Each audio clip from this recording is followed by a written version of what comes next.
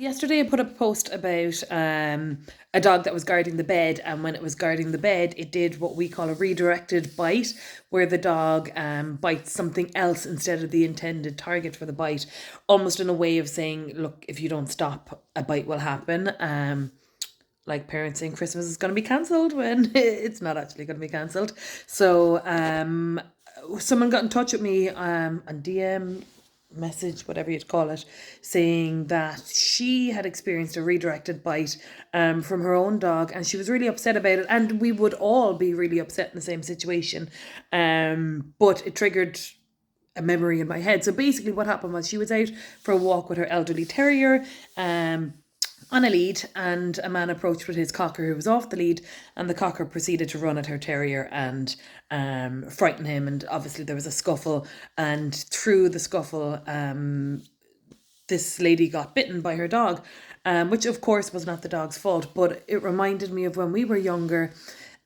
We had like a horrendously badly behaved, and obviously we're not going to say badly behaved, but badly trained little Jack Russell, who would do the same thing, would run up at people, snarling, barking, run at dogs more so.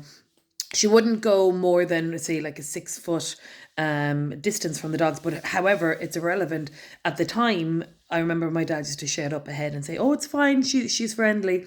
She was no more friendly to these dogs than anything. So anyway, so the point being is that we made these mistakes. We didn't know better, so we didn't do better. And I was guilty of being that person who allowed their dog run aggressively towards other dogs off the lead. It's a horrible thing to do. And in hindsight, it makes my toes curl because like Pippa could have done significant damage behaviourally to many, many dogs without us knowing about it, and without us really realising the severity of what we were doing by allowing her off lead, by not treating the reactivity, and by thinking it was no more than apologising to the person and the dog owner that she ran towards. So my point is today, the person who got in touch with me has been through a really traumatic incident, a really upsetting incident.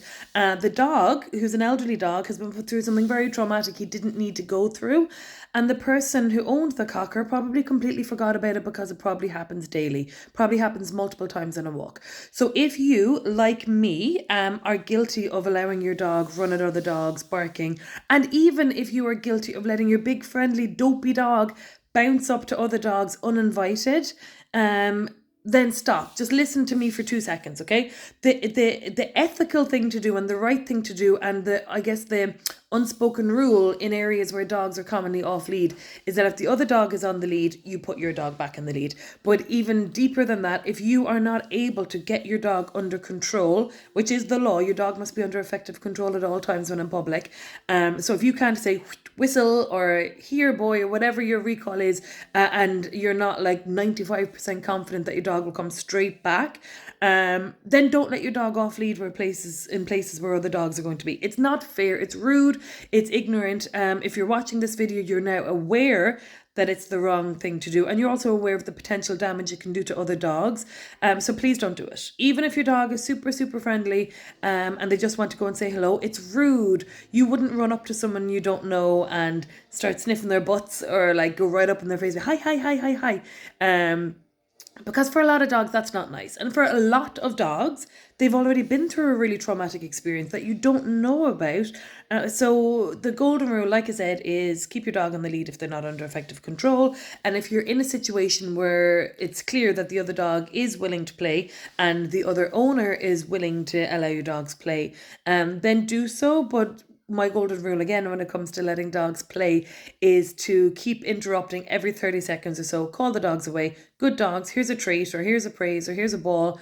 Although actually, speaking of ball, I wouldn't introduce any toys or any resources with two unfamiliar dogs, even sticks, all that kind of stuff. It's just, again, added stress.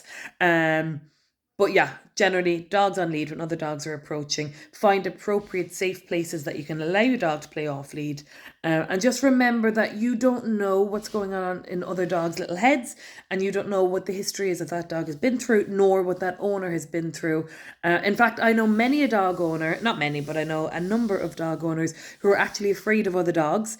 So just be polite and keep your dog on the lead. Call them back, keep them by your side if there's other dogs approaching. Yeah, that's your public service announcement or your lesson for the day.